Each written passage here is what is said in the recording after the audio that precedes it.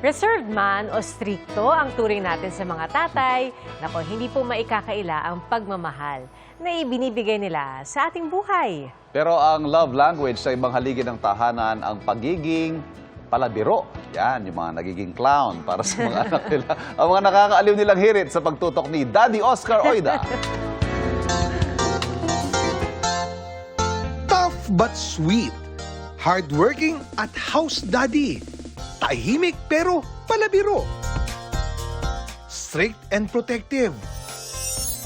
Mga katangiang tatak na raw ng ating haligi ng tahanan. Pero ang pinagmamalaki ng iba, ang sense of humor ng kanilang ama. Pag tinatanong ko siya, kung saan siya pupunta pag aalis, sabi niya, sa buwan.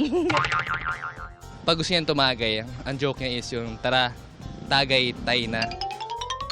Ang ibang tatay, malakas daw talagang mangasar. Either ang pangit ko or pagtitripan niya po ako. Parang lalapit niya ako sa mga aso na takot ako.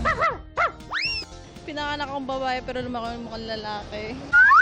Meron ding caring pero low-key lang. Pag po aalis kami, sinasabi niya na magtanga-tanga po kami, pero kabaliktaran naman po yan ng mag-ingat ka.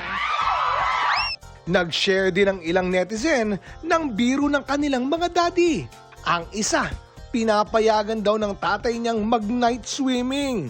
Pero bawal pagpagabi. May tatay ding lahat ng naliligo sa bahay. Tinatanong agad kung saan pupunta. Meron ding mahilig magpabunot ng puting buhok at kapalit ng piso. Pero pag nakarami ka, piso, 1 kilo pala.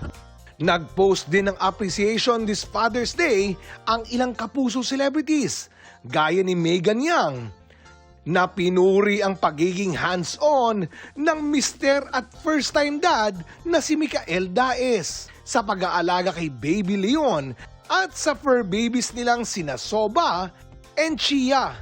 Si kapuso primetime queen Marian Rivera may IG story appreciating her hobby.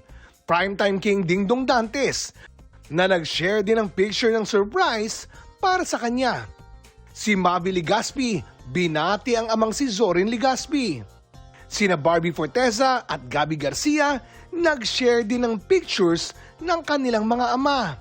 Iba-iba man ang love language ng ating mga tatay, hindi basta masusukat at matatawaran ang handog nilang pagmamahal, pagprotekta at pagkalinga. Happy Father's Day po pa. Thank you po sa palagi pong paghatid sundo po sa akin po dito sa work. Dad, thank you sa lahat. Na-appreciate ko lahat ng effort mo hanggang ngayon. Happy Father's Day, D. Love you. Para sa GMA Integrated News, Oscar Oida, nakatutok, 24 oras.